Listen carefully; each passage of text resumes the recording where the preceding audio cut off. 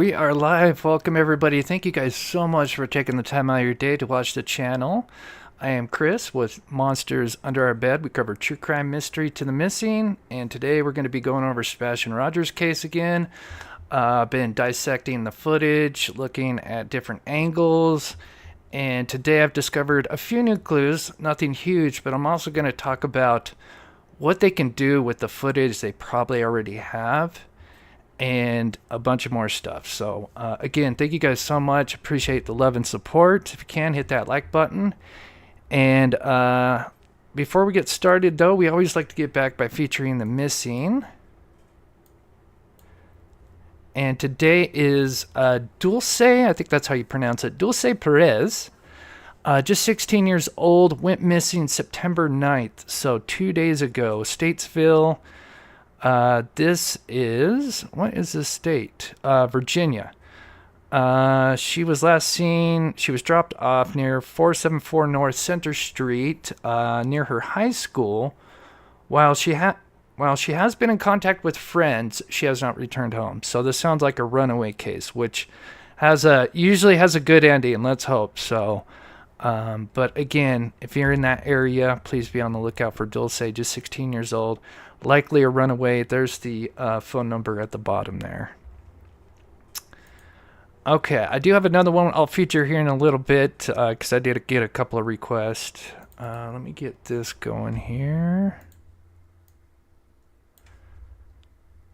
Line this up.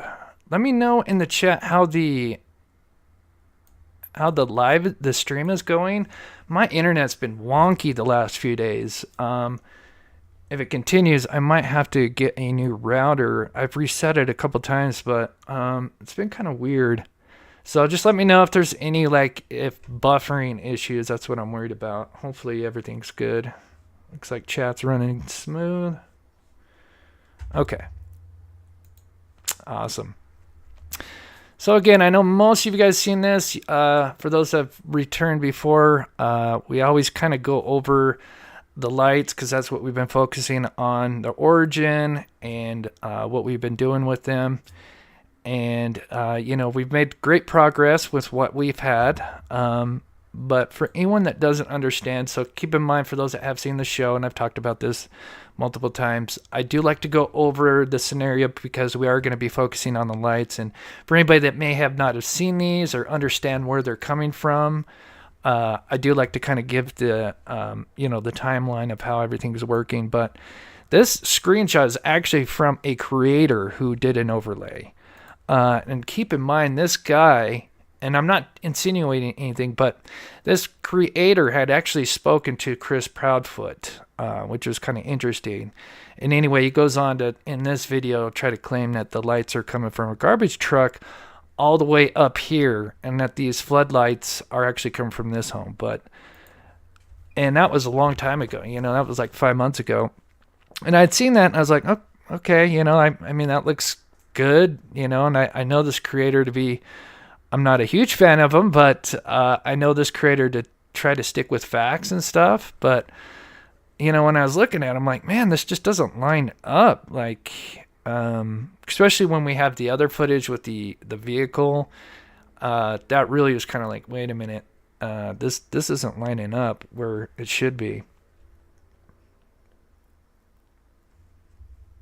See that the two lights at the top, which have been assumed to be floodlights, and using this line, we can. Yeah, anything I've shared, keep in mind, everything I've shared has been shared with law enforcement, and anything that I would share, like if I knew a vehicle, if I knew for sure, I would not post it online and then, and not tell law enforcement, all this stuff again is just working off what's been out there since day one, literally. That so those lights cannot we're not be really kind of, than the hood we're just of kind of truck. shining a light on things that Using have this been method, there we can and been talked determine about exactly 100 where times, those lights are coming from. a million times. So looking at where that truck was parked that night. But here is the timeline for anybody that's not familiar with this. I always like to go over this just as I explained before. So I'm going to play this real quick so I can kind of keep my eye and make sure everything's going smooth with the internet. In this overview, photo here taken the day of. We can then use a Google Street Thanks, Low image 12. I really appreciate and line that. up approximately where that truck was parked. Notice we add the red line Good to and see look you, at where Julia. it takes us. There is a house exactly to across see you, the Dee. street. This house is next to the Rogers residence. This home has its garage facing towards the camera. It also has 3 garage doors on it. Guess what? That's right, it has floodlights above each garage door.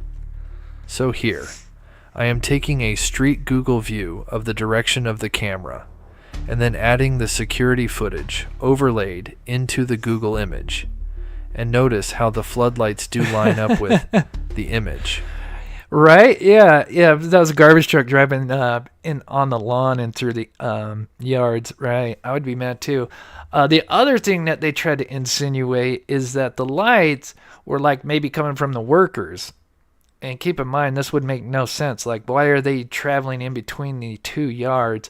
I mean, we've pretty much narrowed down. And there's a chance I could be wrong on this, but going off the information that I've been told by a few locals, everything, again, it may not be 100%, but because this is the the footage area where itself things was filmed were with a going phone, on at some point. it is that a bit night. shaky and doesn't always line up.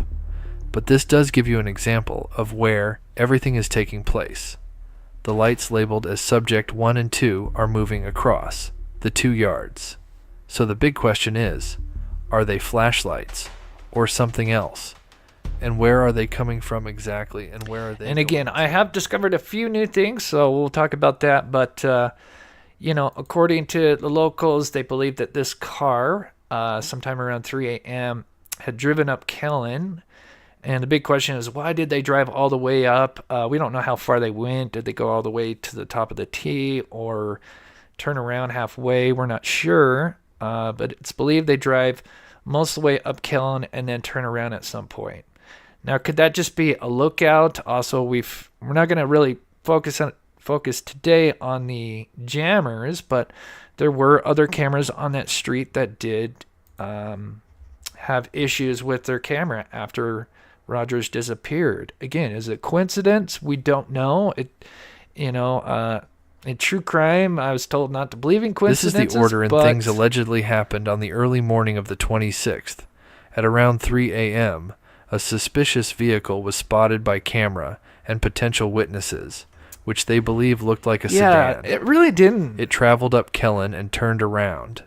It would then park near the 2 homes towards Stafford Street off Kellen. This next part depends on whether this was an inside job or not. If an outside job had taken place, then at least 2 persons would have exited the car.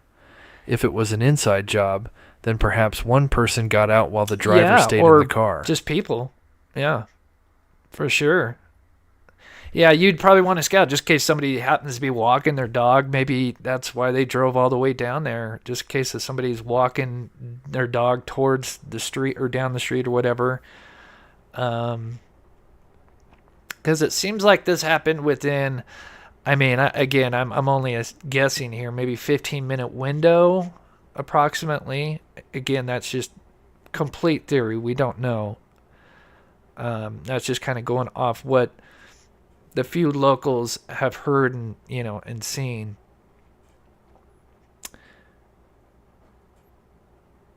But what's strange is the fact that car. So here's where the overlay I did. Again, it's a pain in the butt to overlay this because I've told you guys a million times that somebody took a phone, and they recorded it. So it's bobbing. But again, this is my anchor. This is like my North Star. These floodlights, right, on the garage lights.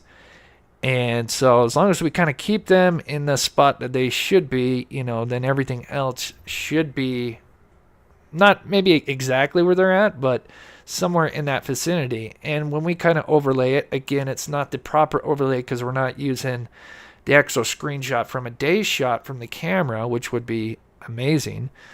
So we kind of have to work with, a Google image that's facing that direction.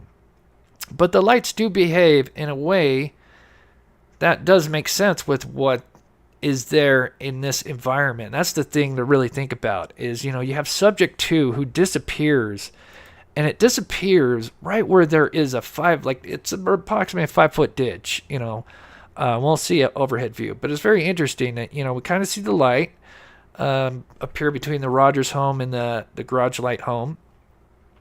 We see it for just a brief second, and then it disappears for a bit. Then we have subject 1, who's kind of in between the homes, possibly, and then they kind of disappear, and then subject 2 reappears, and it's just after the gazebo and the ditch. So it is, and again, they would be coming towards the camera, which is also, if they had a light source, they're kind of coming towards the camera, so we would be able to see that. Interestingly enough, there's something that goes on right here, because as you can see, subject 2 is kind of like static for a minute. So kind of interesting. It could lead down to an outside abduction, where they, trying to take him. Here's a drone shot for anybody who doesn't understand the overview of what they're walking through, but that's the ditch there, and that's kind of where they cut across is through here. So you got trees and a ditch, and again, it's about 5 feet, and then looks like it appears the lights go between the 2 homes.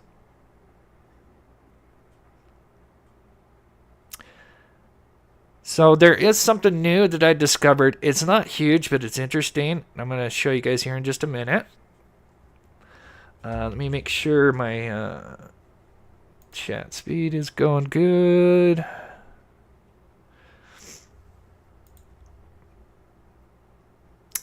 Yeah, exactly. Yeah, Jenna. Sebastian vanishes. You got suspicious lights and a car. Coincidence? No way. I completely agree. And again, this stuff has been here since day 1. And we're going to go over what they can do with, like CCTV footage, security footage, ring cam footage, and vehicles and other things. We'll definitely get into that as well. But again, here's me just doing a different background overlay. So it's the same overlay, the footage, but it's the overlay, the background itself is from a newer one. So one thing I also did is, I tested... What kind of light source are we looking at? Well, I went out and did a bunch of control tests. Before I play this, I actually now kind of think it's possible they could have been used in flashlights, and I'll explain an argument to that here in just a second. Using a flashlight, a headlamp, a cell phone, and cell phone flashlight. The lights seen in the security video are approximately 85 yards away. So I did the same thing and walked into a baseball field and conducted a test with each light source. So one of the things I thought kind of debunked some of these items was that I was illuminating the ground, but it's possible maybe because it's like 3rd generation quality, we just may not see that. Because I was kind of thinking about it, because the floodlights, obviously, those are strong lights, right? And they would be kind of, shining a light on what's in front of it, but we really don't see that. So it's possible they could have been using something besides their cell phone. That was something I was kind of thinking about. I know that's nothing big, but I was kind of thinking, like, we don't really see, like... anything from the floodlights, like what it's shining onto. So it's possible they could have had like a headlamp. Again, I did the cell phone thing, and it does look like it could just be a cell phone flashlight, but I also do wonder, would that be strong enough to capture, even though I am 80 yards away? I'm like pretty much the same distance as the camera to these subjects. So I mean, you still do see the light source. It'd be kind of curious. Maybe I'd have to maybe what I should probably do is take my camera, my phone, and record my footage on my phone. So, it's like a 2nd, 3rd generation quality, and then upload it again, and then kind of see, what it looks like there. I guess that would be kind of a proper At some experiment. point, as subject 1 and 2 now move between the homes, it's believed that the suspicious car would turn onto like 430. Stafford. Actually, I think it was like street for a few 435. minutes. Yeah. It's unclear as to why this car did this, but according to my sources, there were lights seen walking around the car for a bit. Okay, if you're just coming in, I appreciate it. If you can't hit that like button, we're going to go over some new stuff here in just a minute, but I always like to go through the timeline just to get everybody on the same page.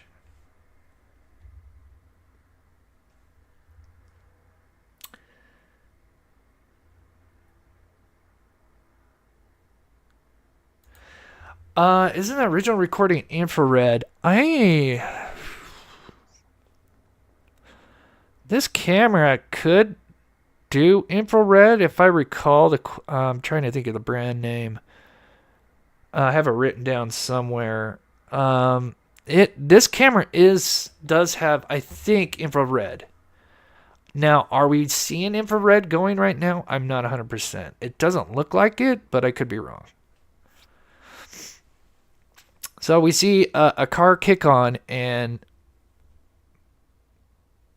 then it's just a short clip, obviously. But that car appears to be kind of sitting just in front of that house that has the camera. And clearly, if this car was connected to the abduction, then obviously this would be amazing to figure out what kind of car this is, how big it is. Only thing that I can share really is that they believe it's a sedan. Now, again, keep in mind, do we know it was involved in the abduction? We don't, but, if you think of everything that's going on when he went missing, is it a coincidence? It's possible. But the car is acting suspicious. Why is it turning its headlights? Why is it going down a street with its headlights off? So it's behaving, even though we got if you really think about it, we only have a 3-second, I'm not sure how many seconds it is, but it's very short, 8-10 second clip, right, where somebody zooms in on somebody turning on their lights. So clearly this car had to have been sitting there. We don't know, because obviously the clip starts with the car just seconds before it turns on its lights. But clearly this car has been sitting there, we don't know how long, with its lights off, which is not normal behavior. If you're just, coming home into your neighborhood, it's suspicious behavior. Yeah, Rhonda says, is it a coincidence? Yeah, there's too many things that just don't line up. And I know a lot of people have been sending me in tips, and I've tried to get back to everybody. Keep in mind, I'm just one person, so if I haven't got back to you, I apologize. I do try to get back to people. And I know I have a lot of people that's been trying to help me, and I wish I could shout everybody out. I know Joy Jones, Luce, Elfig, I think he goes by, has been sending me some stuff. And I appreciate everybody. And there's more names I could give. As you can see in this short clip with the car turning its headlights. So we got one more thing, and then I'll show you the new stuff that I've discovered. Lights on. There is a figure seen with a light source to the right of the car. This confirms what was said by the locals on how there were allegedly lights seen moving around this car. So again, I'm assuming that these. So again, we're using this again, and it's so tough to keep these anchored down because remember, all the footage I'm working with is either shaking or they're zooming in on something. Which again, I'm grateful we have something than nothing, but it does make it a pain in the butt when you're trying to overlay. So you'll notice as it kind of skips in, but if we know the floodlights are there, then we have this light source here, and I've studied the video. That light source doesn't move. So it's likely, more than likely, I should say, a light, a light source. And it just so happens there is a garage light up here. So it does kind of line up. Now, could I have that wrong and maybe that light's over here? It's certainly possible. It sat on Stafford. But this light is definitely static. It does not move. And then it's also interesting we have this light, kind of popping up for just a brief second, which would mean that there's somebody kind of coming to the car, most likely.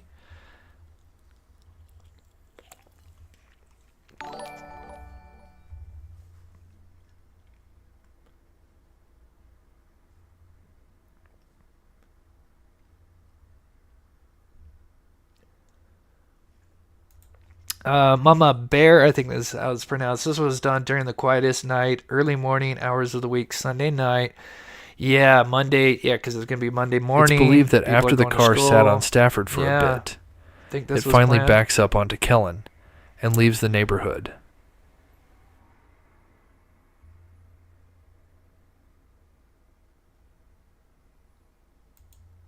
Oh yeah, everything that I've really shared. I mean, I've only had to share a few things. Most of the stuff that I've found, people have already know. But yeah, if there's anything I would discover, obviously for Sebastian's sake, I would send it in a heartbeat. Yeah, I've only sent in this, but I think they already know this footage, in my opinion. But I am still working on the car. Um, just looking at chat here. All right, continue on. So one last thing in the timeline is, according to the locals, they believe that this shot here, which is very short, is a person going back to the home. And this allegedly, again, allegedly, happens after the car leaves. According to my sources, the light seen going back towards the Proudfoot's home is allegedly after the car has left. They even claim it's like they jumped over the ditch in a hurry. And that was very interesting that apparently they could see the footage that well that they could see the figure apparently leaping over the ditch, which is interesting. And it's so interesting now that I've seen this a couple times. You can almost looks like this light. They even claim it's like they jumped. Now I just saw something I haven't seen before or wasn't looking for. Let me see this. I might have to slow this down. Over the ditch in a hurry. Watch how the light appears. This is really interesting. It could be because it's bouncing though. Oh man, that's weird. Almost looks like it's like coming back down from a leap. I don't know. Again, that's not a lot of footage to like base much off, but again, this is where allegedly it's going on. And then there's a light that apparently, unless this is like out of sequence and this light happens first, but I don't think so. It appears that now this is the person one more time going back, but it's weird because it almost like it is like leaping. I wonder if I should time.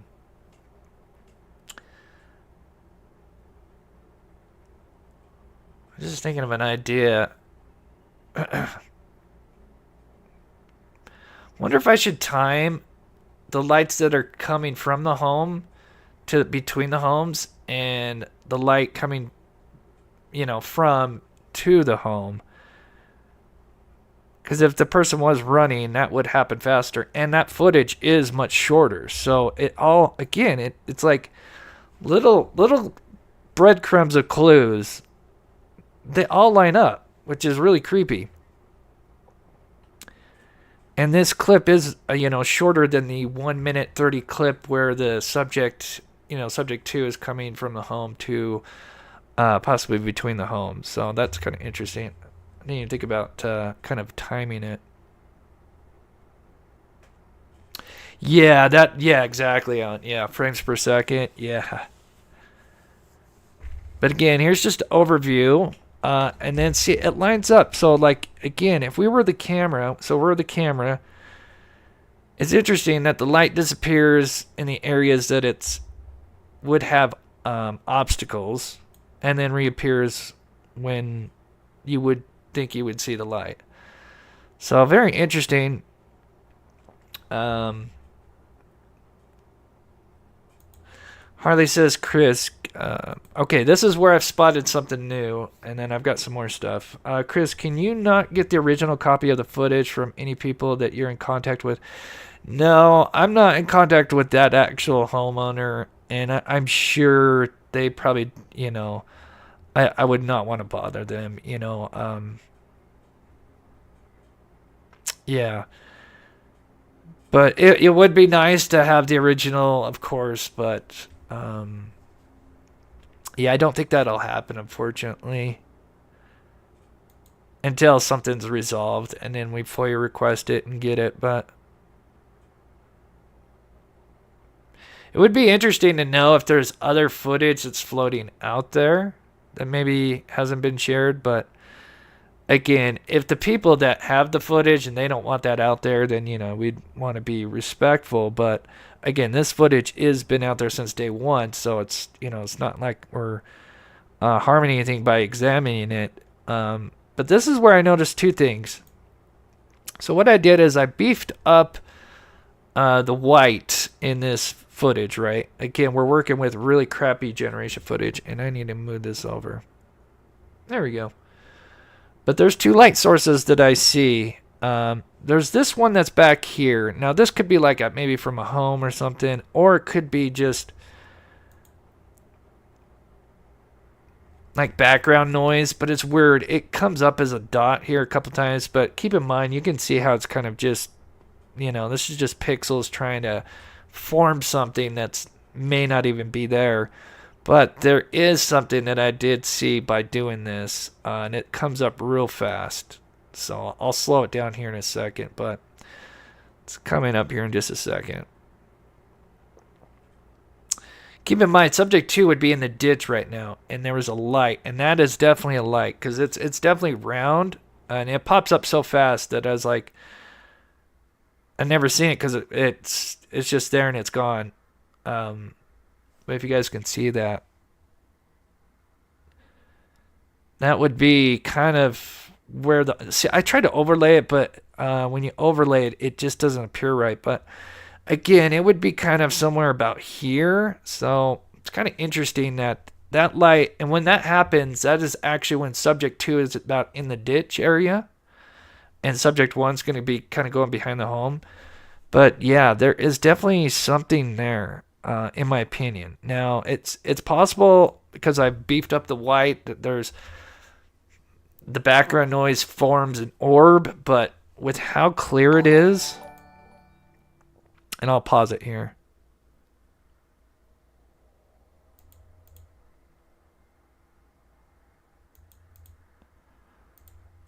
So fast.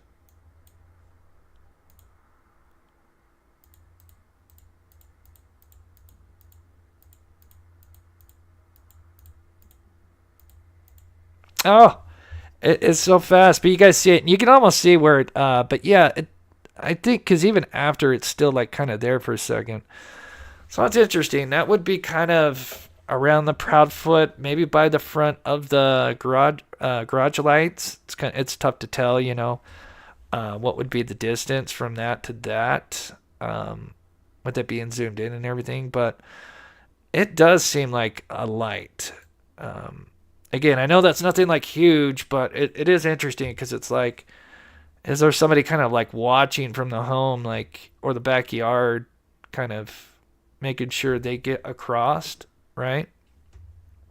But it's kind of interesting. Let's see, what do we got here? Leah, I know it's not much, but I hope in some small way it can help further your work and locate Sebastian.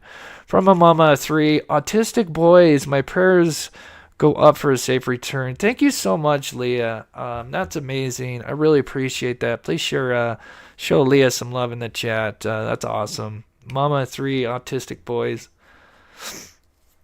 Yeah, I do really hope that with everything going on, with the FBI getting involved, Dog to Bounty Hunter, I know some people love him, some people hate him. Either way, I think the more people, more pressure, the better. I mean, because if it's over 6 months. I mean, we're moving on 5.5, and still there's nothing. And we're going to talk about the searches that have been conducted as well. But I do have more information. Okay, so this is the other thing I discovered. Again, it's nothing big, but it is big in my opinion.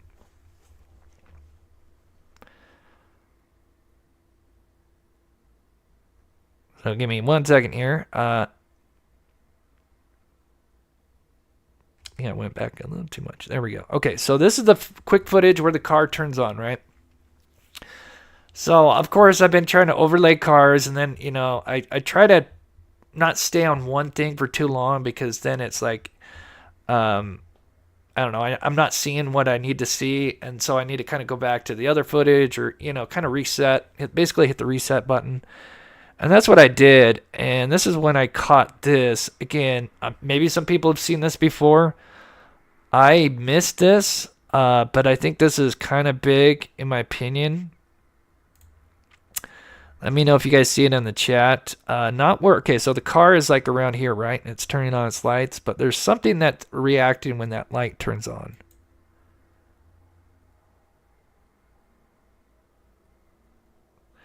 And it's back at this Chevrolet, I think it's a Dodge Ram. But notice the lights kick on and that lights up. Again, nothing huge, but that is very interesting. Because that confirms that that car is there on that road where we think it is. You know, it's just more little breadcrumbs that prove what, you know, what I've been kind of portraying here, what may have happened, a possible scenario, and where that suspect's vehicle or suspicious vehicle, excuse me. But so that lights up the same time this turns on, which is very, oops, I meant to back that up one more time.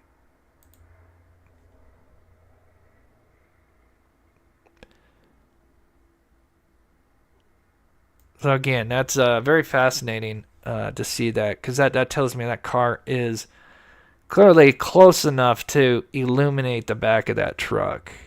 Now, some may think that's not a big deal, but again, that just further confirms where this vehicle's at. Let me pause this real quick, make sure chat's going smooth. Mitzi coming in with the $3 super sticker. Thank you so much. I appreciate that. If you guys would love to share some support, I do spend hours putting these videos together, and I promise you I've got some very interesting stuff that they can do with this footage that they may or have already done, and it'll blow you away. So that's where the vehicles were at, right? So this was a daytime shot when, I don't know exactly when, but obviously this would have been the 26th when a chopper flew over the neighborhood, and clearly we can see the vehicles all parked where they should be, right? So that tells us this car is where we think it is. Again, that helps us because, you know, we've been trying to measure approximately what this vehicle is. And again, if this car is sitting close to this curb, we have the perfect thing to measure with, right? Again, I got to give a shout out to Stephen Crabtree, because he got some of this footage, drone footage. So shout out to him. That's awesome that he was able to get me some of this footage and do some measurements for me. But the fact that there's more evidence to show that this car is in the street where we think it is, likely close to that curb, means that we have those cuts in that curb that, you know, have a particular measurement. You know, they're cut in certain lengths on these slope curves. Anybody who doesn't know what the hell I'm talking about. There are cuts in these, and they go from either 12 to 18 feet, I believe. These ones, according to, I think, Steven, they're approximately 12 feet. So if this car is technically really close to this curb, and then we have the tail light and front light, we can kind of get, you know, approximate estimate. It's not going to be, you know, 100% accurate, but it gets us in the ballpark. You know, is this a big vehicle, small vehicle? And again, the locals believe that they saw a sedan that's been out there for, you know, over a month. So again, it's nothing new, but it just further supports what we're looking at. Sensei, thank you so much for the $5 euro. You are so amazing. I appreciate your smart support. Hope you're doing well. Can't talk.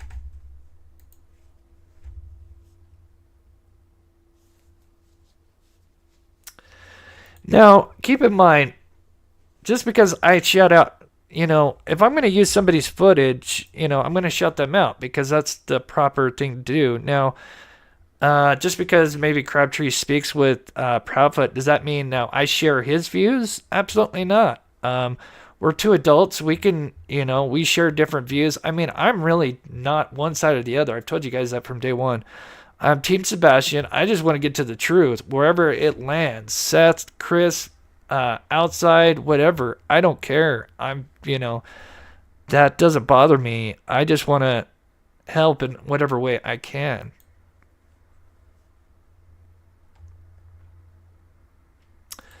Mitzi for member for 13 months. Chris, you're doing great work. Thank you so much. We're also going to be going into Madeline Soto as well. So we're not going to, we always like to kind of mix it up here. So we're not always going over the same thing. So we're also going to be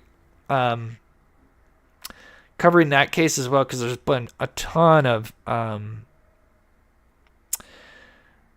security footage, audio, just a bunch of data dumps.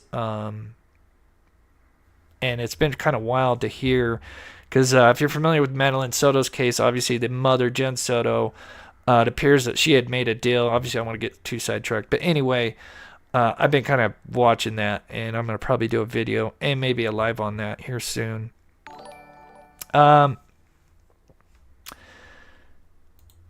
Hey, Wild Child, new subscriber. Just found your channel. Wanted to say hello. Right on. Appreciate you taking the time to watch the show. Got a lot more here. Again, so we've been kind of working on at the same time. What are the clues that this car shows, right? Let me skip this, and I'll come back to this, right? Because I think we've got... Oh, let's see here. Give me a second, guys. Okay, we got over 1,000 people in here. Right on. So, before I come back to this, I want to show you guys something. This is one of the big things I want to talk about. And then we'll come back to this footage and what we've learned about it. Because we've done some amazing work. And I say we, as in you guys have set stuff in. We've kind of figured out this. We'll come back on that here in a second. But what can they do with the footage that they they already have, and footage that we may not even know they have, right? We know that there's other houses that have cameras. We know some of them mysteriously weren't working after Rogers disappeared, but there's tons of more homes that could have footage, right? And we know we have this home, right, that's recorded and captured stuff. And we know we're looking at like third generation, so they're looking at much better quality footage. Now, I want to show you guys what they can do with the footage they have.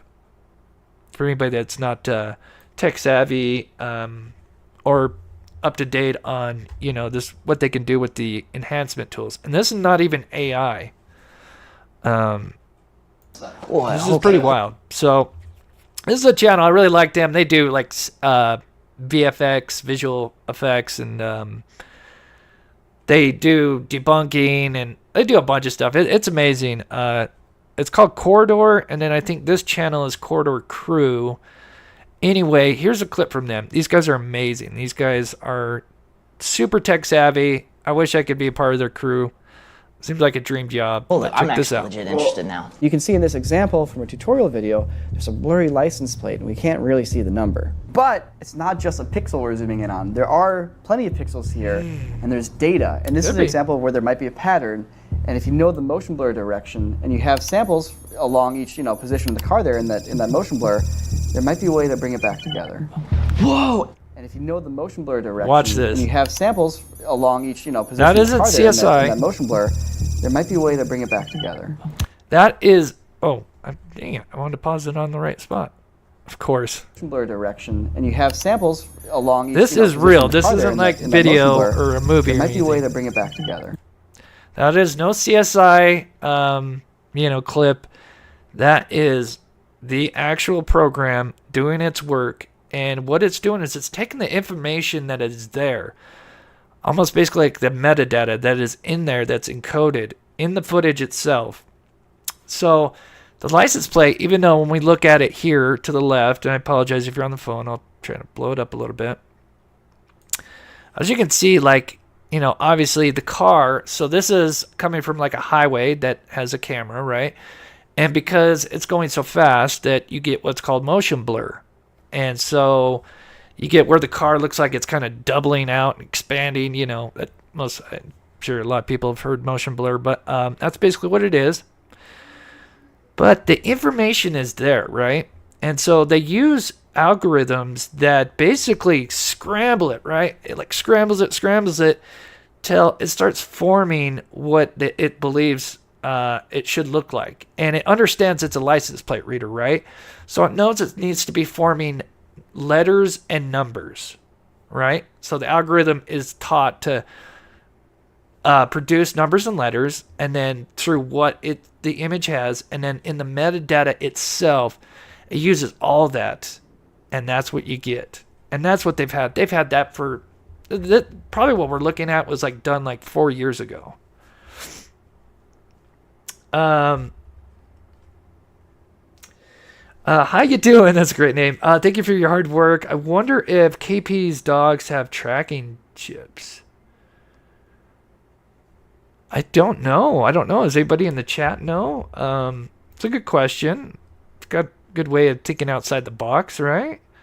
That's interesting. Yeah, I don't know. I'll have to kind of keep an eye on chat.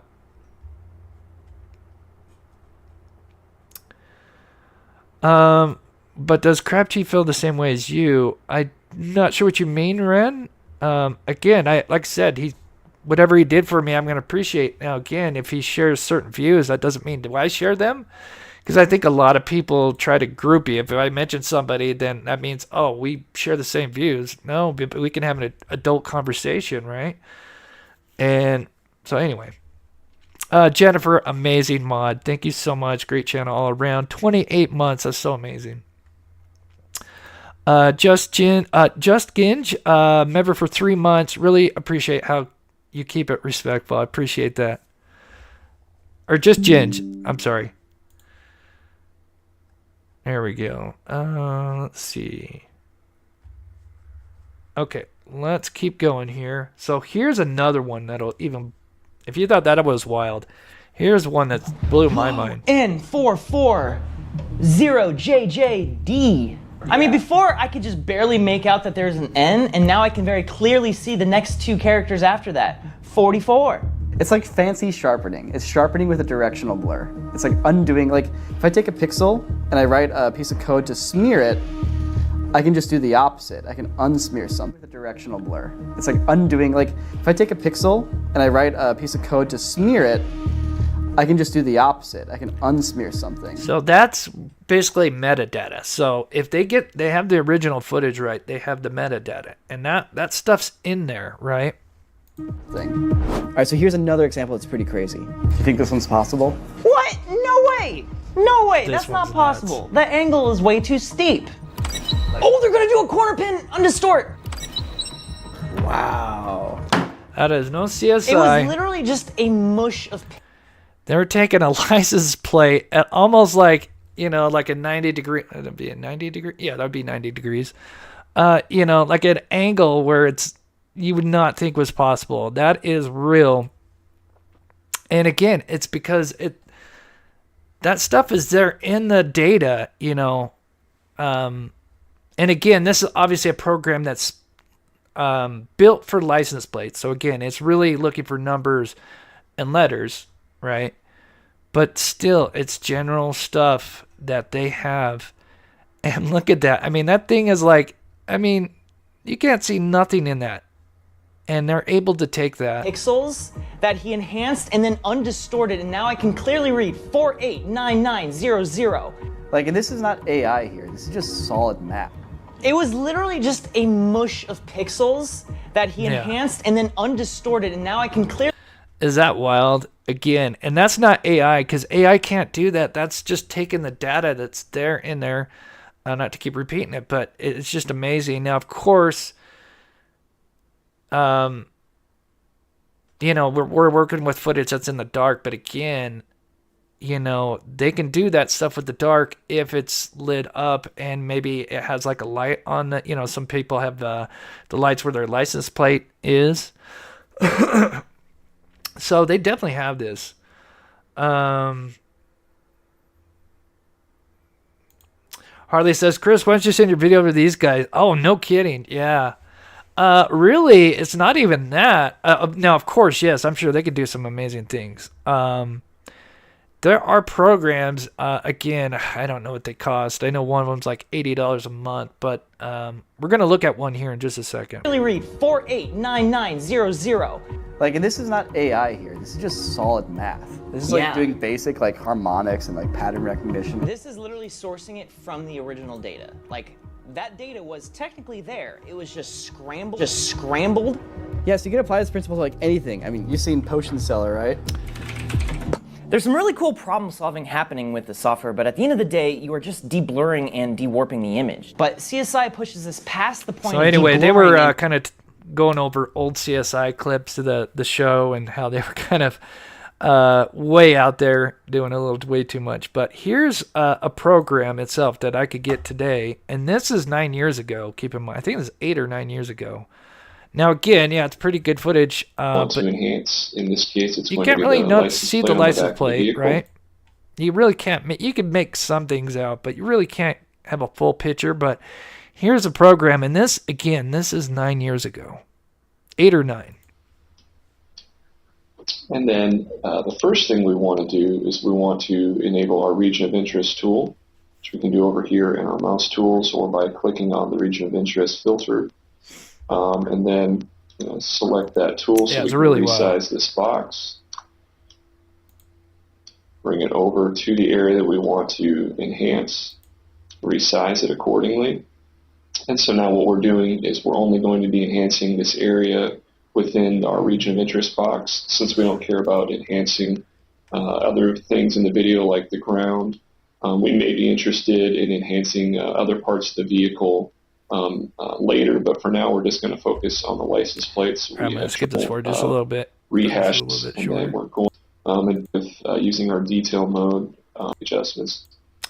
So And that again, I 8, think 9 it years actually ago. does, in this case, kind of bring out a little bit more detail, even though it kind of distorts some other parts of the image. So what we'll do, now that we have got a pretty good enhancement of this license plate, again, just using a couple of simple clicks. And a Yeah, couple of basically just filters without using adjusting algorithms and just kind of de-blurring the image. And again, it's kind of shaking it up and seeing what it can produce in there, because it knows, again, the information's there. So it's pretty wild what they can do. And again, we're working with third generation footage. We're working for something that came from a cell phone, which sucks because we don't have the original metadata anymore. So that's lost. Now, I still think you could do some stuff with it, but am I going to be able to produce a car out of this image? I don't think so. But again, if you've seen what we've done so far, we've kind of figured some things out. Let me go back to, this stuff here. Well, we figured out the, kind of like the car, the possible size, which I'll show here in a minute. But if they have already had this stuff, again, what does that mean? Like, let's just say in theory they had this footage. There was a car. It was at 3 a.m. and there was lights going on. But yet we have not heard or seen anything for 5 or 6 months.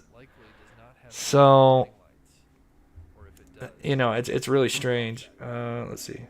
Notice that the car is completely dark. Then its headlights and tail lights come on at the same time, whereas my car has my daytime running lights. SLS.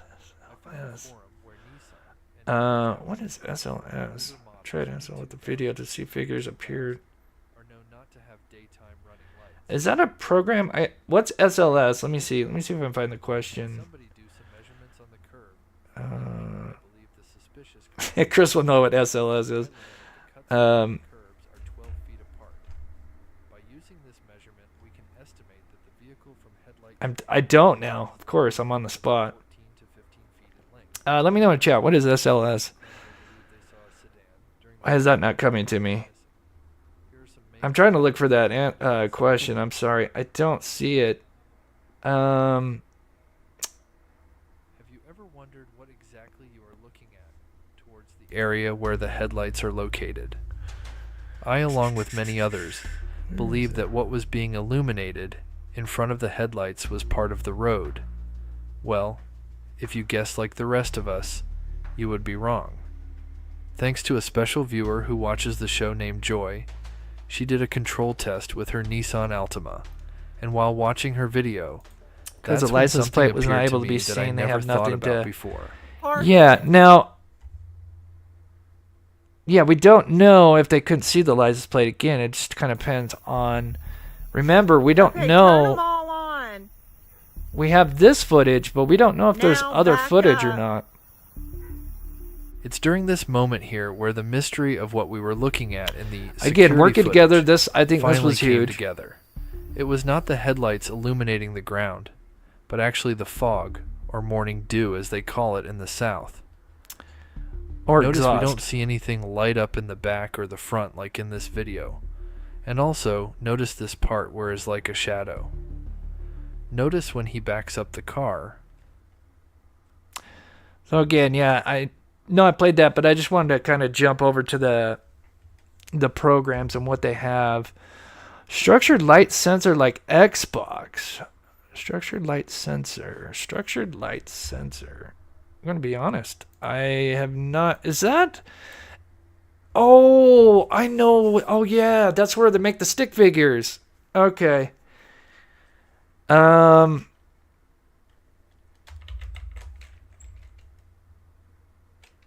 what was that called again? Where's it? Structured. Structured light sensor. I don't know how. I know of structured light sensor. You know, in the where it makes the 3D people, right? Is that what we're talking about? Not the 3D, but the stick figures, or that a different one?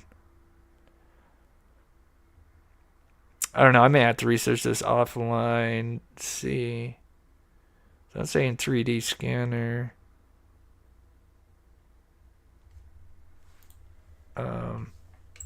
Anyway, but there is programs, besides this, like motion. Let's see.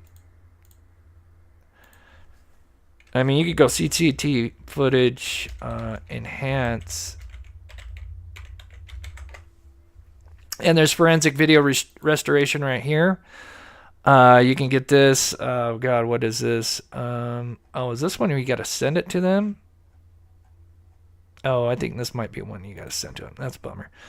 What's the other one? Yeah, this one. I think it's this one right here. So again, there's basically like video editors, but they're built to enhance, obviously, footage. I'm not sure about that. Yeah, this one, yeah. So it's pretty. This is yeah, what video law enforcement deblurring can do with the latest programs and AI to help restore. So yeah, and/or there's a enhance bunch of security footage to see a better image of a car Sorry, gotta get or back to my something video. similar. That maybe I could get. I don't know, like if I want to spend that kind of money, but it's possible to get a third-party program to run better stuff. But again, if I had figured out, well, I wouldn't say but we've kind of figured out this car. We already knew there was a car there. We've kind of had a lot of the pieces have already, they know.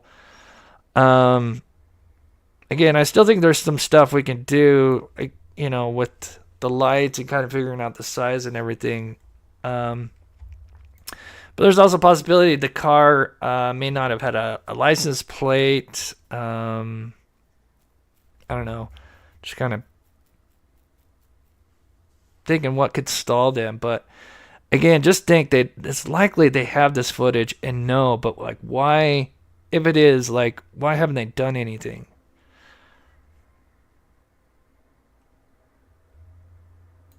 Beth says the trash trucks do not come at 3 a.m. Right. So we have this car. We have these lights. Everything's there, right? And it's likely they have... they probably know the car. But there's maybe something there that's stalling them. But then there's the search that they still do once in a while, which is weird because it's like, if they knew it was an abduction, why have they not stopped the search and maybe announced, oh, we believe there's some kind of foul play or abduction?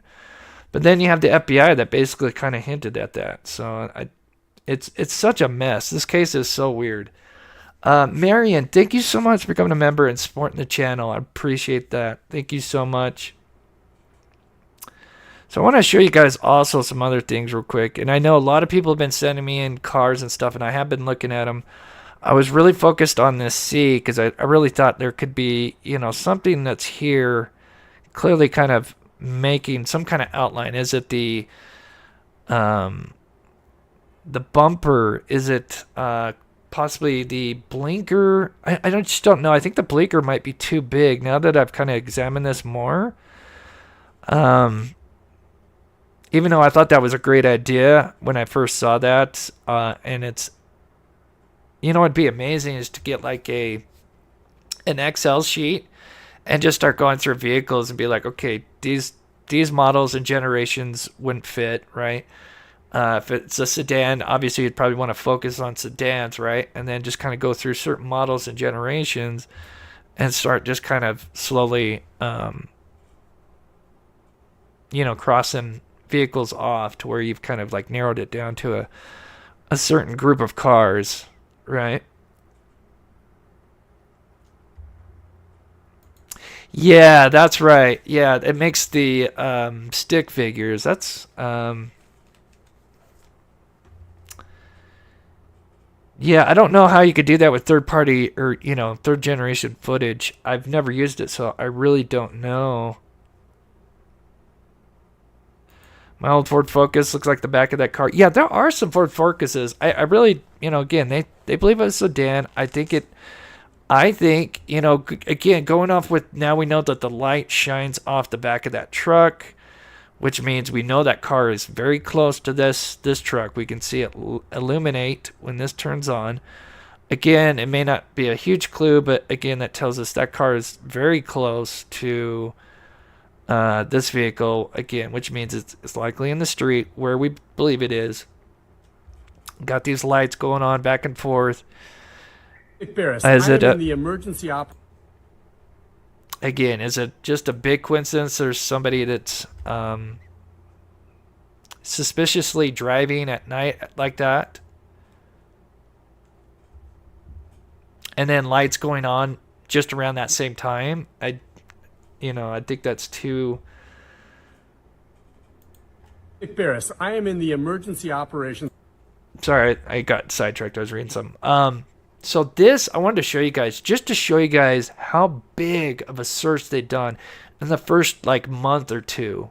I'm not sure if this was 1 month or two. Room for the Sumner County Emergency Management Agency. This is Ken Widener. This is huge. It's the first time we've been allowed in here to take a look and to show you, Ken, and maybe you can explain just how much searching has been done for Sebastian Rogers. This is what? So this is a master map. This is a... I didn't realize how huge this was.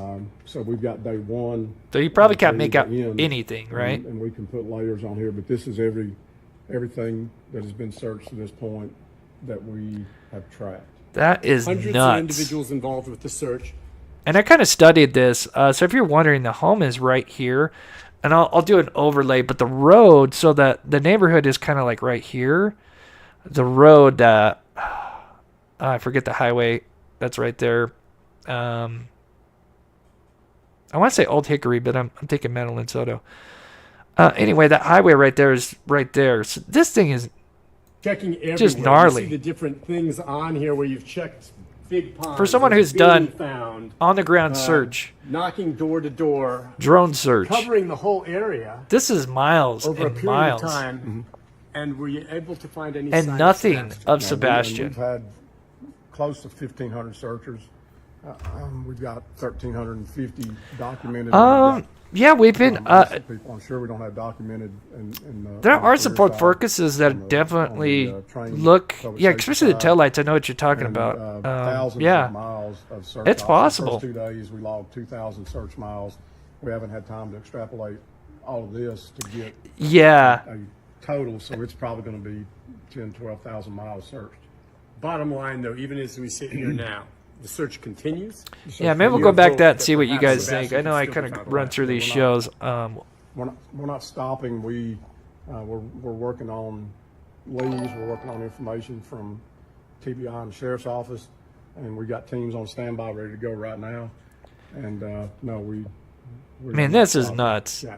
Well, Ken, thank you. Ken Widener, director of EMA here, and clearly the search does continue. The hope continues, but we wanted to give you a look. And nothing, not one thing of Sebastian, right? So this is the overlay, and this is just a zoomed in version. I'll show you a zoomed out version. But just to show you guys how much they've searched, and zero that we know. Maybe they're hiding, maybe they found something and they don't want to tell the public. It's possible. But this is how much they've searched. It is insane. So here's an overlay, and this is zoomed in. I'm going to show you the zoomed out part, but I just want to show so you can see where the home was at.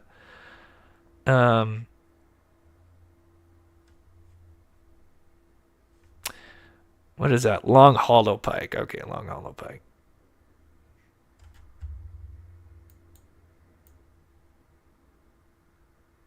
Didn't I do the zoomed out version? Description with a. Oh, did I forget to put that in? Or did it get cut out? Oh, that sucks.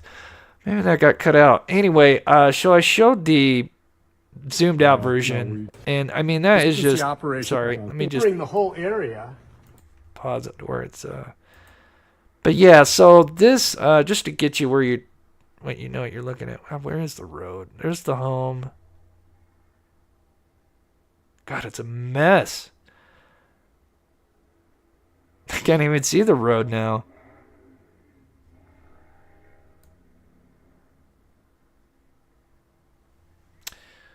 I may not seeing that road. Were we just too zoomed in? It might be because we're too zoomed in. There's the road. Oh, it's right by there. Okay, I see. I see it now. But yeah, this thing is massive. There's Long Hollow. So this blue line right here, that's Long Hollow. Then it goes down here. Long Hollow right here, right here. The home is right here. But, man, that is just nuts. I'm sure not every single piece of that is ground. I'm sure a lot of it is. I'm sure some of it's aerial. Obviously, different colors mean either different people that are, different groups that have gone out that may determine the color or what they used. And yeah, that just looks like a mess. And again, they have done that and zero evidence. Leslie says, Chris, your hard work. I wish it was more neighbor down the road. Thank you, Leslie and Billy. I appreciate the support and the love. Paper says that's not a sedan. Again, I go off what what everything that we have put together. They mentioned that they believed it was a sedan. Do they know 100%? No. But again, when we do the measurement, it does look like it couldn't be maybe more than 14 to 15 feet. Where is the measurement? It's back just a little bit. There we go. So again, like I said, it'd be huge to know that this car is just sitting close to this, because then this is kind of like a ruler if you think about it, right? You got a ruler that's sitting behind this car. Again, is it going to be accurate 100%? No, but again, you're going to at least kind of have an idea, ballpark of how big this car is. And again, I don't think we were looking more at 14 to 15 feet.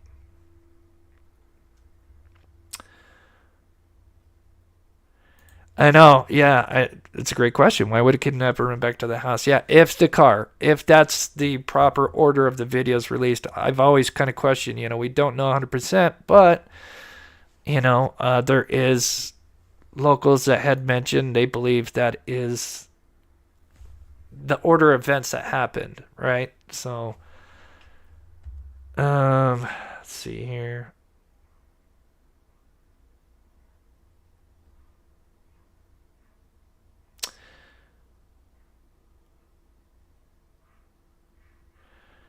Did the house that had the cameras were protecting their work vehicles, and that's why they had cameras? That's part of it. Because he has a boat. So, you know, we've seen where he has the boat. I don't think it's in the security footage, but yeah, it's not there. But yeah, he has a boat. We've seen it in the Google image. And that's one of the reasons. Obviously, and just for surveillance, but yeah, I think part of it was because of the boat. So again, now let me just play this clip here so I can read chat. And this is the dog scent. Again, another piece of a puzzle. The little breadcrumbs, that's what we're trying to work with. The evidence that we know we have, right? And here's another thing that lines up with the lights, the car, and everything. In that release of information, you can clearly hear the dispatcher and the cops all say, the dog's got a scent, it's over here at this pond. Okay. I can't imagine, right? Yeah, we don't even know the private parties that it searched. Yeah, and that's what. Deputies said that shit in the dispatch. And that's what everybody kept saying, and I'm like, there's got to be. So our subdivision, if you're in that subdivision, directly the next subdivision over to the left is our subdivision. Okay. Again, he has to be found right. Okay. It's been too long. Something's got to break. As soon as you turn in our subdivision, you're on something's not right. Drive it all the way up to the very top of the hill at a four-way.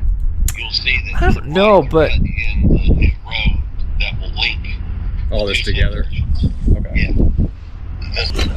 I would think if they were using a car, they probably wouldn't use something that had GPS, infotainment, Bluetooth, or if it did, they yanked it out. But it'd likely be, you know, kind of a model that was a downgrade model that didn't have, you know, infotainment or OnStar. That's what I was trying to think of.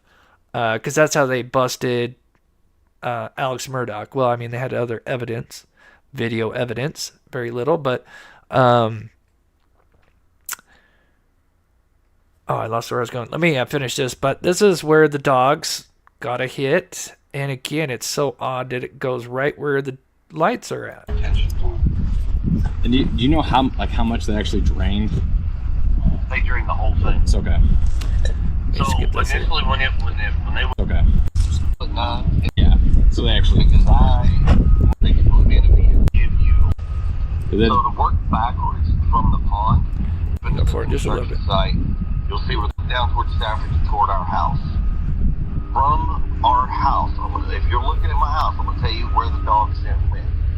They start. And a huge shout out to anybody that's out there like participating in ground search. I mean, that's amazing. If anybody knows and familiar with my channel, I go out and search. I've done it a bunch of times, spent a lot of money. And we're working on a case that I'm going to be going out very soon. And, you know, we recently found his shoes. 2 years, nothing. So imagine like this case. Imagine it goes 2 years and nothing. That's the case we're working on, but we found his shoes. It's huge. So we know, but obviously it's a different case. It's not abduction. Sadly, it's a 19-year-old teen that got lost in the woods and was suffering from some mental health issues. But we've been searching, gritting it, and we finally found his shoes. And we went back to the beginning, and that's how we did it, is looking at the little clues that was there. And again, there's videos of it if you're interested. It's the Aidan Clune case, and we are going to go back out because I got a GPS beacon because, you know, we go out in the middle of nowhere and it, you know, can be dangerous. He's on the front porch. Okay. Because off the front porch, the dogs cut to the right. They go all the way down the side of the house along the fence. So they went to the back side. And someone did this to keep Sebastian at the part. If you're looking, if you're looking at my house, okay, it's going to be the right-hand side. The dog goes all the way down the fence. The dog comes all the way back up.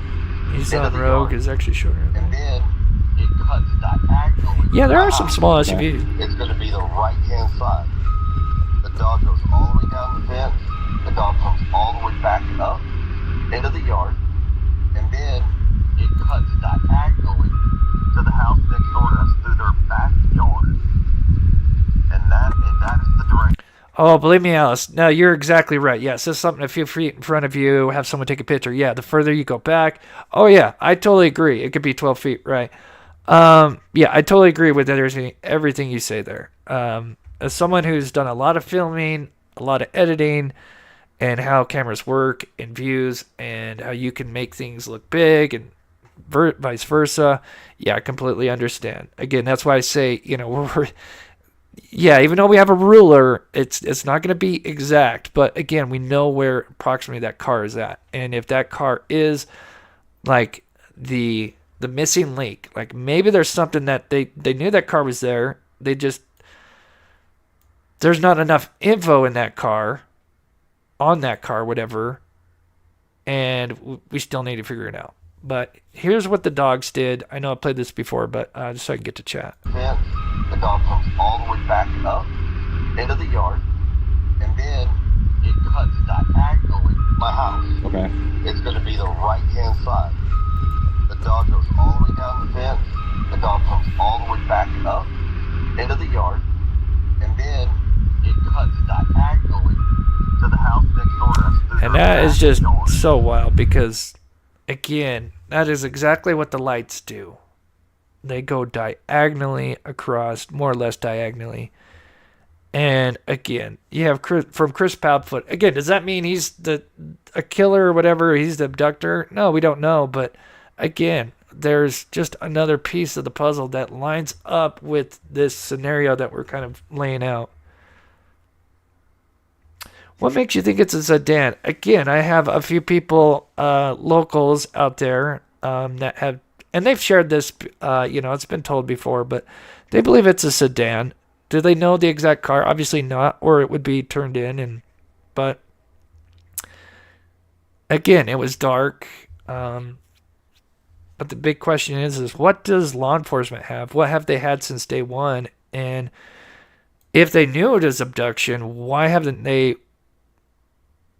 done anything? Like, why are we here almost 6 months later where just things don't add up? There's nothing. There's been so many searches, going back to this map. Like, that is nuts. That is nuts. For somebody that's seen these grid searches and knows how big, like, these searches are, that's nuts. So could you imagine all the people that were involved in the search, right?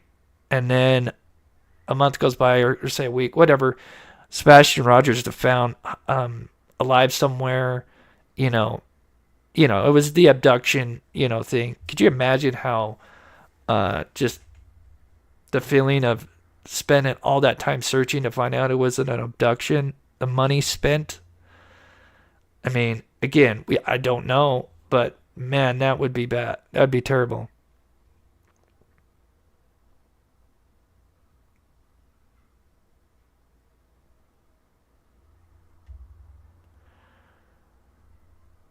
They raised the reward past 100,000.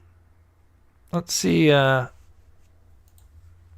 to dog here, and again, if anybody doesn't know what dog kind of does, now again, I don't know 100%, but just kind of going off what he did. God, how many years was it? 2 years ago. For Kaylin Louder and I forget their names. The two girls that were murdered, sadly, here in Utah and Moab. I know Kaylin. I can't think of the other girl's name. Of course, I'm on the spot. But anyway, he got involved kind of late. But what he does is there's not really dog going out there. Yeah, you may see him, in the Brian Laundrie case, we saw him go out and actually search a little bit. I'm sure that's a little more PR. But he's got a team, a team of PIs, whatever. And they're the ones that are really doing boots on the ground work, right? So he's really kind of like the face and maybe do the interviews, right? Which I don't, even then's not the best right now. We know that last interview was not the greatest, but I grew up watching dog. Nobody's perfect. Again, if it rattles people's cage and it gets, something happens because of this, then great,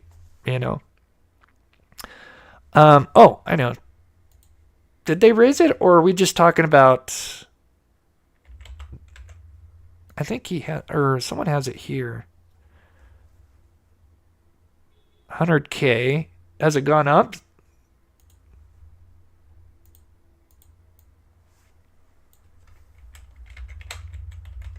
Oh, jeez.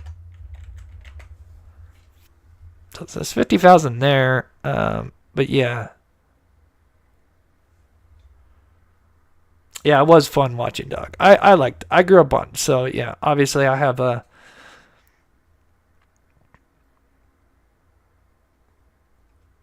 little biased in there because, again, I grew up watching him. It was a lot of fun.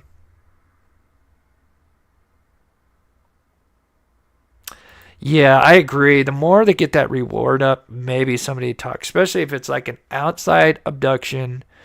Again, think about what the FBI said. Like, they more or less hint that this, I mean, this quote here is so interesting to me. And I know it's really tiny. The FBI in Memphis field office announced Monday that anyone who provides information leading to the location and return of the missing teen, or to the arrest and conviction of those responsible for his disappearance, could receive the reward. Conviction of those responsible for his disappearance. I mean, that's pretty straightforward, right? In my opinion. Sorry. So yeah, let me go back to the video for a second and we'll finish up. Anybody have any ideas? Yeah, I've been trying to look at the sea, kind of figure out, let me get a good one here. You know, what this sea could be or what fits in there. You know, we kind of ran a couple things. Could it just be the bumper? Because obviously if we look back here, the car, when, you know, we'd be looking at it from far back, so the car would be pretty, you know,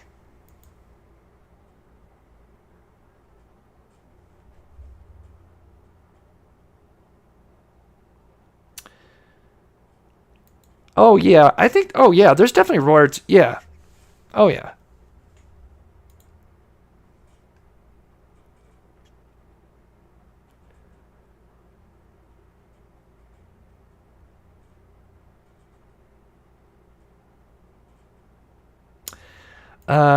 Tweedledee, I think you're correct. I don't think anyone is cleared. Yeah, again, I know people have said they passed polygraphs. Again... Nick Barris, I am in the emergency operations room for the sun. Sorry, Nick Barris. Turn that down. Oh, go back. Oh, I lost what I was saying. Yeah, again, yeah, with the people being cleared, do we really know? You know, again, I'm not on anybody's side. Again, it's just Team Sebastian and getting to the truth wherever that leads us.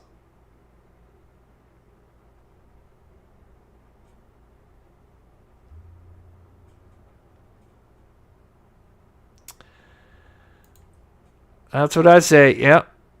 You know, it'd be nice to get an Excel spreadsheet. Anybody knows what I'm talking about?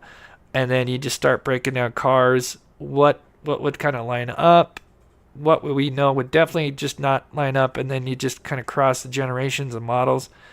And of course, so we'd start with sedans because that's what they thought they saw. Do we know it's a sedan 100%? No, but that's where I'd start because that's, you know, everything that I've seen kind of looks like it's something's, you know, lines up with the sedan in my opinion, but I don't know. Yeah, when I worked with, you know, a former detective, he was not big on people who passed polygraphs. He was not big on them at all. And so... And the last thing I want to mention is, how did the FBI get involved in the first place? Why are they in it now? And to me... it stems back to... oh, I think it was right there. Did I just see it?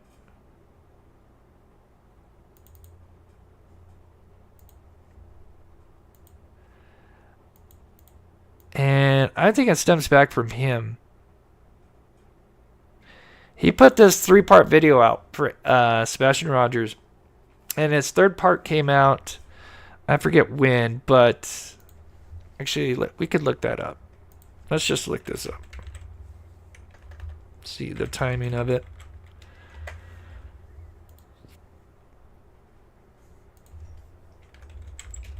And if you haven't seen his videos, it's Lore Lodge. I think I have the link in the description down below. That's part 3. That's part 2. There's part 3. Okay, let's see. This should give us the date. In our second Sebastian. 1 month ago. 8/2. Let me write that down. 8/2. August 8. And then we have the FBI coming in. When did they come in? This says August 27th, but I think it was before that. Does anybody know exactly when FBI came in? Was it the 27th?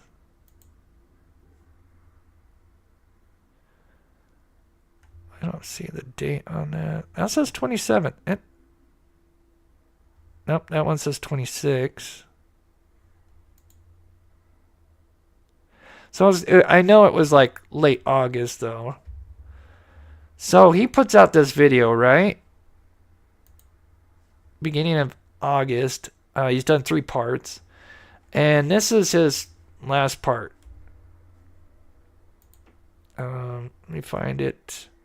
Now, again, he kind of goes after Chris Proudfoot. Again, I am neutral on this. Said he'd been around for half of Sebastian's life at a time when Sebastian had just turned 15, which gives us a window of 7 to 8 years, or 6 to 9 if we're being generous. Seth said that when Sebastian was assaulted, Chris and Katie were living together at the time, which is something that the Proudfoots have confirmed in several interviews. Seth also said that Sebastian was 8 when the assault happened, which means that it must have happened by the end of 2017. On top of that, we know that sometime between mid-July of 2017 and the end of August 2017, Chris received a text message from a female coworker that Nina interpreted as cheating. Yeah. If we put all of that together, then Chris and Katie started living together before December of 2017. And based on the fact that Chris allegedly received this message at the end of August 2017.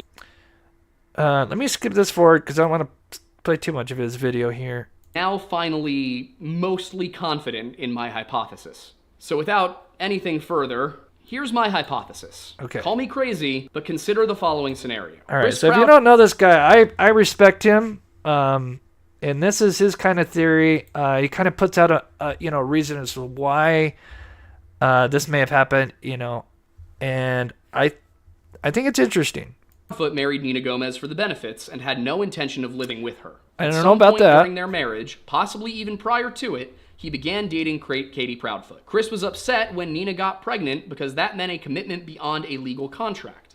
When she decided to have the baby anyway, Chris decided he wanted to keep his daughter but not his wife and made arrangements to separate. Okay. He had Nina move to Tennessee in order to both isolate her from her family and surround her with his, and to ensure that the courts would be more favorable to him as a local. He then waited until an opportunity arose to separate Nina from Faith and filed the TPO, assuming that the justice system would side with him, but he miscalculated and lost the case. Then, at some point during the last few years, something occurred with Sebastian that made Chris distrust him enough not to want him around Faith, and maybe interfered with his attempts to get custody. And that is where I get stuck, and I'm not sure how to progress without further answers from law enforcement or more research into the interviews given by the Proudfoots. But I find it extremely unlikely that Sebastian left the house on his... So let me pause this so I'm not, so I don't get striked or anything. I don't think he would strike me, but I do agree. That's an interesting, possible scenario as a motivation, a motive anyway, that perhaps Sebastian Rogers was going to interfere with getting Faith. Again, I don't side on one or the other, but it is interesting. But here is where I thought it was kind of is there a connection with the FBI? Maybe they've been involved much longer and just kind of announced that reward. But it is kind of interesting timing. His own barefoot into the cold based on the fact that he notably hated walking barefoot outdoors and dogs were unable to track a scent just hours later. If he didn't leave barefoot, then he may have left wearing shoes, but that doesn't explain the decision to leave into the cold without his phone or his Nintendo Switch. And there's also the fact that not a single camera saw him. That would suggest to me that he left in a car, but he certainly didn't drive, which means someone must have driven him. There are very few... And there's a car that we've been looking at for half the live show. Is it, and then, of course, we've got them being in the Navy. They could probably pass a polygraph. They're probably familiar with polygraphs. And then just to be on both sides, you got Seth. He worked as an officer, law enforcement. Both kind of have that background. So they could all three may have the knowledge how to pass a polygraph. Just throwing that out there. People that Sebastian would trust enough to get into a car with, and even fewer people who had access to the home. Sebastian had no contact with anyone but approved adults. Oh, yeah. So we're talking about somebody who must be very close to him, and likely very, very trusted by Katie and Chris. So aside from Seth, his father, it seems like the only people who would have access to Sebastian at this time would be his own family. And after looking through everything, while I'm not going to say that we can rule out Seth being abusive in the past, I think we can rule Seth out as a suspect in this case. Is it possible that someone, be it Katie, Kathy, Melissa, or any other, probably doesn't help your case? It was more serious. This is how it's been. This was the So set let me go reset, to the end here. no matter what the cost. Is this the end? They just did CPS visit was a little bit more serious than he let on, and he did not want the New Mexico courts finding out about it. Would CPS or the custody court be less concerned about a missing child than an abused child? I frankly do not know, and it's not a question I ever thought I'd have to ask.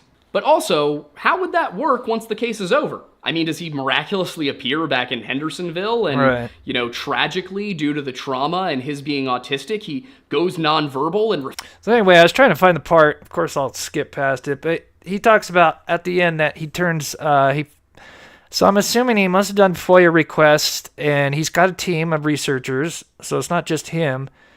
And so they obviously dove into this case, got a hold of information that obviously didn't add up, and they believed there's enough evidence there that they turned over to the TBI and FBI, and he announces that in the third part shortly after what I just played there. And I think that's interesting timing because then, you got a week or two later, the FBI comes out and says, there's bigger reward and, the mention that the abduction, kind of hinting that this is like an abduction. So, again, is it just a coincidence? It's possible, but it's interesting timing nonetheless. I was just going to see if there was anything from Dog. See, that's September 9th.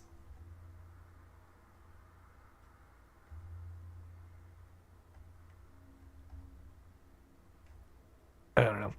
Anyway, spot on. I'm telling you. Again, there's a lot of things that he looked into that line up. I agree. I do agree. So one last thing before we head out. Again, I appreciate everybody guys' support. Please, if you can, hit that like button if you haven't already. But yeah, if you missed the earlier parts, I did kind of discover another light that pops up over here, which is interesting. Let's see. Yeah, here it is. And this is kind of when the light, subject 2 and subject 1, it comes up so fast, so it's really hard. But this is when subject 2 is probably in the ditch, and there's kind of a light that kind of pops up. So could there be somebody like maybe making sure that they're getting across from the other side? So there's kind of, like lookouts on both sides maybe. Again, it pops up so fast. There it is, and then it's gone. But yeah, I've been trying to run this footage with different filters and stuff. We'll see what we can come up with.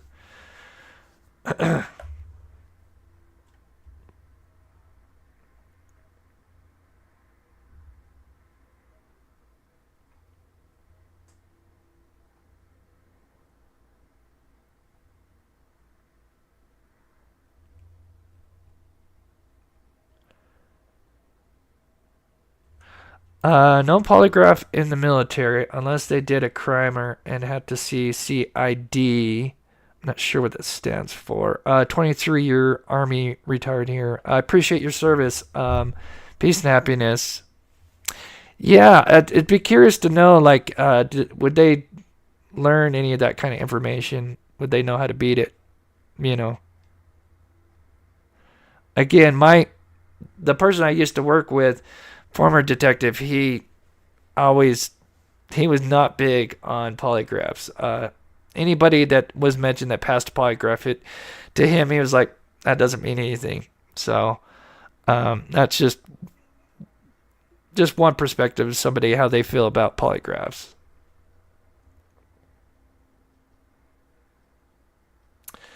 That's the question. What evidence did he find?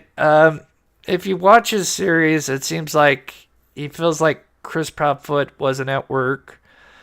Again, how did he find that information? I don't know. And then, of course, we have the other side of it. People say that they have figured out that Seth wasn't at work. While doing a control test, I learned this about the car. Again, that's why I don't care about either side. I don't. I just care about, trying to help find Sebastian. Again, I could give a shit whose side you're on. I just want to help find Sebastian. But I'm going to start losing my voice here. But let me play this one more time for you guys missed this. I mean, this is truly amazing. So I can get the last way chat. to bring it back together. Whoa, N44ZJJD. I mean, before I could just barely make out that there's an N, and now I can very clearly see the next two characters after that. 44.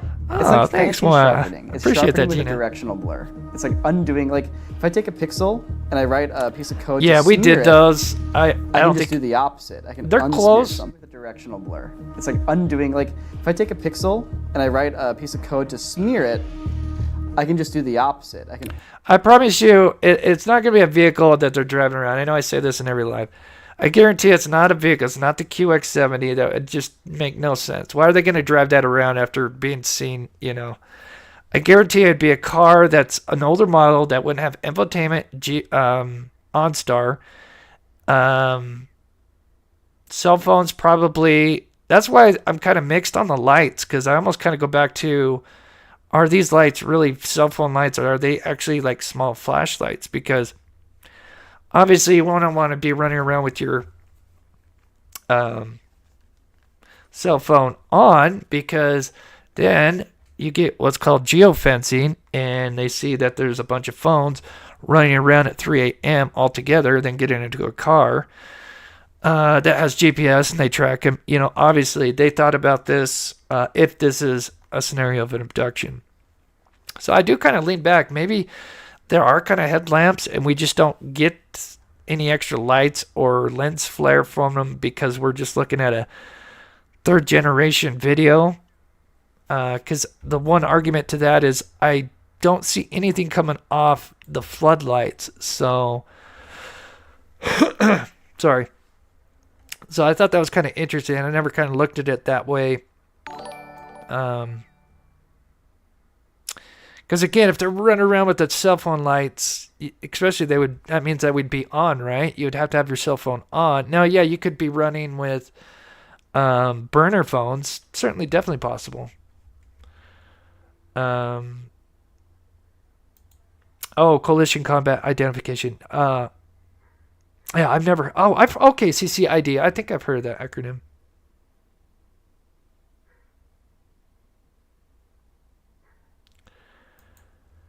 Oh, thank you, Little Fig. Chris, never time. So well mannered. No, I'm not done. I appreciate the support. Again, I just, it sucks because I just hate to see everybody so divided, and that's what happened with Summer Wells, And a lot of other cases, Delphi, once they had the suspect Richard Allen, it was so fun to cover Delphi case because everybody was like, oh, like it's on board. And it was just so interesting to cover. And then now the rest with Richard Allen and how he's kind of treated, that has kind of swayed certain opinions, and the defense comes in and kind of puts out a scenario, and now it's just split everybody in Delphi in half, and it's just terrible. And then it's the same way here, and it's like, man, it's just like, are you in this group or this group? And it's like, I don't care about any group. It's just Team Sebastian. If one parent is involved or if they're all involved, then that's on them, right? Marianne, thank you so much for the $3 super sticker. I appreciate that. Anyway, we'll finish up here. We started at 5:30. Again, a huge shout out to my wonderful mods. Let me go back and make sure I didn't miss anybody. If you by chance sent a PayPal or anything, if you can, let my chat know so I don't. I'm going to check. But we are going to be going out and searching this month. I'm not sure what date yet, but it'll probably be next week, which will be nice because it'll be much cooler out there. And that's Aidan Clune. You can check out his case. I've got tons of videos on him. How you doing? I missed this one. Possibly lured Sebastian outside by saying the dogs needed to use the restroom. Heard noises outside. KP passed out. Dogs barking. Sebastian took dogs outside. Oh, so you're saying like he took the dogs outside and then maybe somebody took them? Not yet. Sure. I mean, again, I'm on the abduction now. Who's behind it? Like I said, I don't care. It's on them that's behind it. But yeah, it's possible. And thank you. How you doing? Pat, I missed you. Appreciate the 279 super sticker. Thank you so much. Let's see. I think I got everybody. Oops. Thank you. Good research. Yeah, again, we're still trying to look at different stuff. And I know a lot of people have been sending me cars, Elfig and Joy Jones, and so many others. I appreciate it. And I do try to respond to many, but again, just keep in mind, I just can't get to everybody. Thank you so much, Michelle.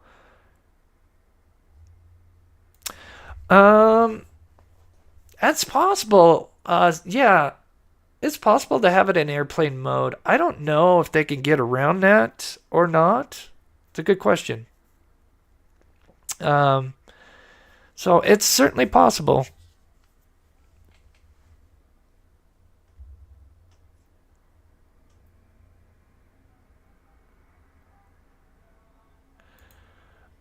I don't know if that's true or not, Crazy Daisy. I've never heard of that, but again, I don't follow like everything in this case, like what everybody said. That's, I try to go where the evidence is at. Unfortunately, there's not much.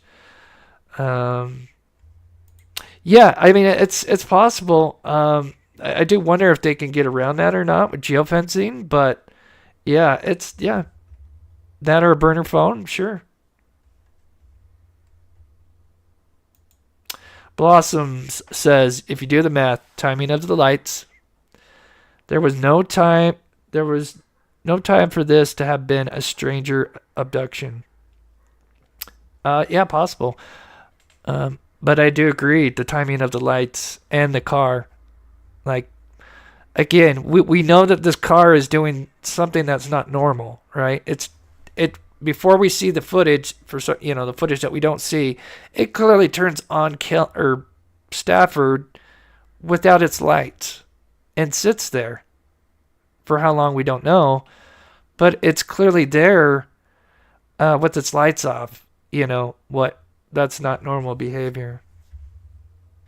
Oh, it says Saturday Night Live. Oh, okay. Yeah, that's right. He does do live shows. I forgot about that.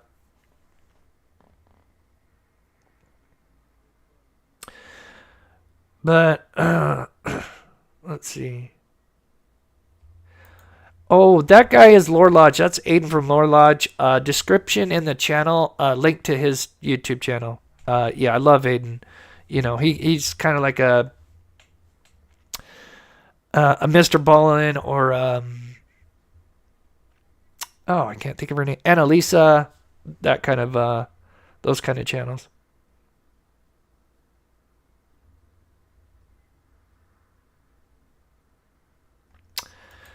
Alan says, why military grade night vision? Because they were in the military. Right. Makes a great point. Yeah.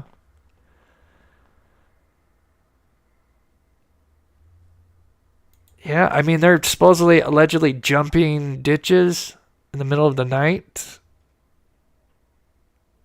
And I never thought about this, but I never... using both videos and seeing how fast, obviously, the video where the person goes from, you know, the last video where the person's supposedly going back, it's pretty fast compared to the subject 2 and 1 where it's a minute 30 seconds long or somewhere in there. This one I think is like maybe 10 seconds. So clearly they are getting across that area much faster. And it's almost like you can see the leap in a way. It's really interesting now seeing it, because when this light comes back, it's like it's almost coming back down. When it leaves, it's almost going up. And then when you see it, I'm going to have to like enhance this because I think you can see the jump. Maybe, I don't know. That is interesting.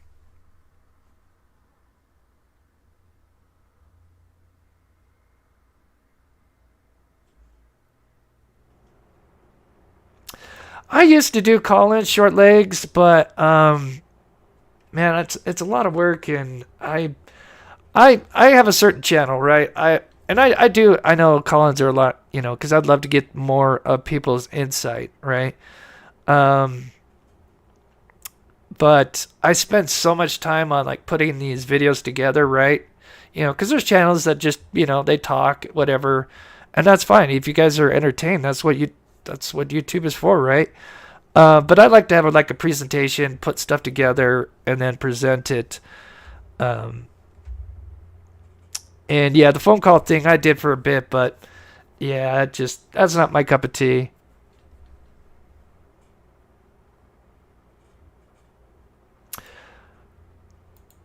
I do have some resource money for Aidan.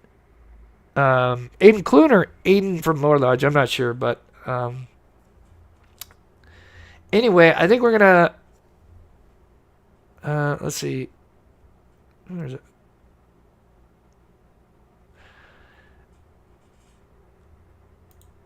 Cindy, it was first time here. I love it that there's no drama here. We're all here for Sebastian. Yeah, we try to keep everybody. Yeah, again, it doesn't matter about the other people, right? It's about Sebastian, what we have and what we know we have. And then again, let me just tell you, just think if they have much better footage, what they can do with it, right? Again, just kind of showing you examples with license plate and the tools and programs they have for CCT footage, security footage, whatever, and how much they can use to enhance it even better. So, and that's not AI, because AI is a different tool, because AI tries to imagine what's there, so it's not always correct. So it's actually just algorithms, math, putting what's in the picture and metadata, and then scrambling it back, kind of like shaking it back together. It's so crazy. It's really cool to see. All right, guys, I appreciate it, buddy. Mods, thank you so much for coming in. We'll be back live Friday. We're going to still keep following Sebastian, but we may switch to Madeline Soto as well, because there's a lot coming out with her case, and I've been kind of watching it, and yeah, so there's some interesting stuff that we might go over on that case. But again, I will try to get back to everybody's emails. I do have a pet outro, but it's not 100% complete. I don't have the names of the pets on it, so please excuse me. And I think I'm still trying to get a few more pets. I do have them. I just need to get them together. So,